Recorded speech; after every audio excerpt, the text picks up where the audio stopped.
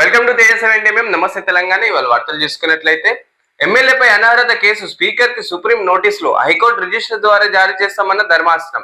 సముచిత సమయం అంటే అసెంబ్లీ ముగిసే వరకేనా? అట్లయితే ప్రజాస్వామ్యం సూత్రాలకు విలువ ఏముంది?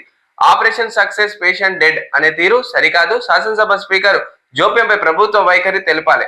పార్టీ ఫిరాయింపు కేసులపై సుప్రీంకోర్టు వ్యాఖ్యలు. స్పీకర్ కార్యాలయము, అసెంబ్లీ కార్యదర్శి, ఈసీ ప్రభుత్వానికి నోటీసులు ఇస్తామన్న ధర్మాసనం. తదుపరి విచారణకు 25 వాయిదా. ఇటు చూసుకున్నట్లయితే బీఆర్ఎస్ పార్టీ నుంచి కొంతమంది ఎమ్మెల్యేలు కాంగ్రెస్ కి వెళ్ళడం జరిగింది. దీనికి సంబంధించింది ఇప్పటికే దాదాపు సుప్రీంకోర్టు స్పీకర్ కి నోటీసులు జారీ చేయడం జరిగింది. దీనికి సమాధానం తెలపాలి. అదే విధంగా ఆర్టికల్ 123, 124 ప్రకారంగానే సుప్రీంకోర్టు స్పీకర్ కి నోటీసులు అనేది అందజేస్తుంది. అడుగంటిన చెరువులు 76% చెరువులు 25% లోపే నీళ్లు. ఒకే రోజు 4 బోర్లు. రైతు సోదరులకు విఫలయత్నం. వేసిన బోర్లు అన్ని ఫెయిలు. 2 ఎకరాల కోసం తన్లాట. మీద పడ్డ మరో 1.5 లక్షల అప్పు. ఇక్కడ చూసుకున్నట్లయితే మనకు స్పష్టంగా కనిపిస్తుంది, గత 10 సంవత్సరాల్లో ఏనాడు కూడా రైతులకు ఇబ్బంది కలగలేదు. ఉమ్మడి ఆంధ్రప్రదేశ్ ఉన్నప్పుడు కూడా తెలంగాణకి నీటి వనరుల కోసం ఎన్నో ఇబ్బందులు, ఎన్నో తన్లాటలు మనం ఎదుర్కోవాల్సి వచ్చింది. ఇప్పుడు మరొకసారి 2025లో కూడా చూసుకున్నట్లయితే వ్యవసాయం కోసం రైతులు నీళ్ల కోసం ఎన్నో ఇబ్బందులు పడుతున్నట్టు మనకు స్పష్టంగా తెలుస్తుంది. ఇటీవల ఒక రైతు 2 ఎకరాల తన పంట కోసము 4 సార్లు బోర్లు వేసినా కూడా దాదాపు ఎలాంటి లాభం లేదు. అదే విధంగా 1.5 లక్షల అప్పు కూడా అయినట్టు మనకు దీంట్లో తెలుస్తుంది. రియాలిటీపై పిడుగు. ఎల్ఆర్ఎస్ ముసుగుతో కొత్త నిబంధన తెచ్చిన సర్కారు. నీటి వనరులను చుట్టూ 200 మీటర్ల వరకు ప్లాట్ పరిశీలన. రెవెన్యూ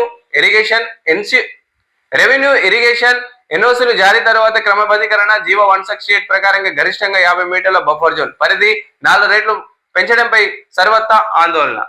ఇక్కడ చూసుకున్నట్లయితే ఎల్ఆర్ఎస్ విషయంలో ఒక స్పష్టత వచ్చినట్టు తెలుస్తుంది. అదే విధంగా తెలంగాణ ఖజానా నింపాలంటే మార్చ్ ఏప్రిల్నే భారీగా నిండుతాయి.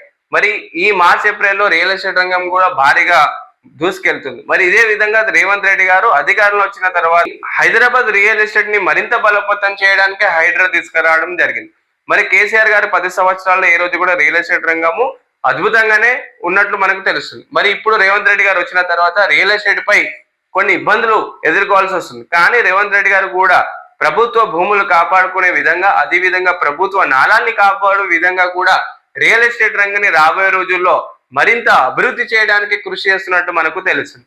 అదే విధంగా ఎల్ఆర్ఎస్ ప్రక్రియ ఇప్పటి వరకు కూడా ఎల్ఆర్ఎస్ విషయంలో ఎలాంటి క్లారిటీ రాలేదు. ఇప్పుడు మాత్రం క్లారిటీ వచ్చినట్లే మనకు తెలుస్తుంది. ఎవరైతే 200 గజాల పైన ఉన్న వాళ్ళు ఎల్ఆర్ఎస్ ని తక్షణమే కట్టుకోవాలని చెప్పి మార్చి 31 లోపు ఎవరైతే కట్టుకుంటారో 25% తగ్గించే అవకాశాలు కూడా మనకు కనిపిస్తున్నాయి. అదే విధంగా ఎక్కడైతే FTL బఫర్ జోన్ పరిధిలో మీ ఇల్లులు ఉన్నాయి, మీ జాగాలు ఉంటే మాత్రం తక్షణమే జాగ్రత్త వహించండి. దీనికి సంబంధించిన హైడ్రాని మీరు ఎంక్వైరీ చేయండి. ఫైనల్లోకి టీమిండియా కంగారెత్తిన కింగ్. సెమీఫైనల్లోకి భారత్ ఘన విజయము. వరుసగా 3వ టైటిల్ పోరుకు. అంగన్వాడీలో అర్ధకాలి. 10 నెలలుగా అందుతున్నది సగం జీతమే. పెంచిన వేతనం చెల్లించని ప్రభుత్వం. రిటైర్మెంట్ బెనిఫిట్లకు అతిగతి లేదు. మినీ అంగన్వాడీ టీచర్లకు ఆందోళన బాట. ప్రజాభవన్ లో ధర్నా. పోలీసులు అడ్డగింత. ఆందోళనకు రాకుండా అక్కడికక్కడే అరెస్ట్. ఇక్కడ చూసుకున్నట్లయితే మనకు స్పష్టంగా కనిపిస్తుంది, అంగన్వాడీ టీచర్లు తన వేతనాలు, వాళ్ళ శాలరీలను చెల్లించాలని చెప్పేసి ధర్నా చేస్తున్నారు.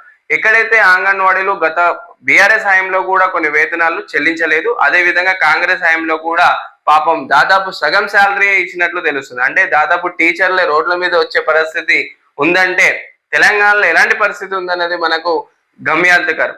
ఇక్కడ చూసుకున్నట్లయితే తెలంగాణ వ్యాప్తంగా కూడా అంగన్వాడీ టీచర్లకు అన్యాయం జరుగుతుందనే మనం చెప్పుకోవచ్చు.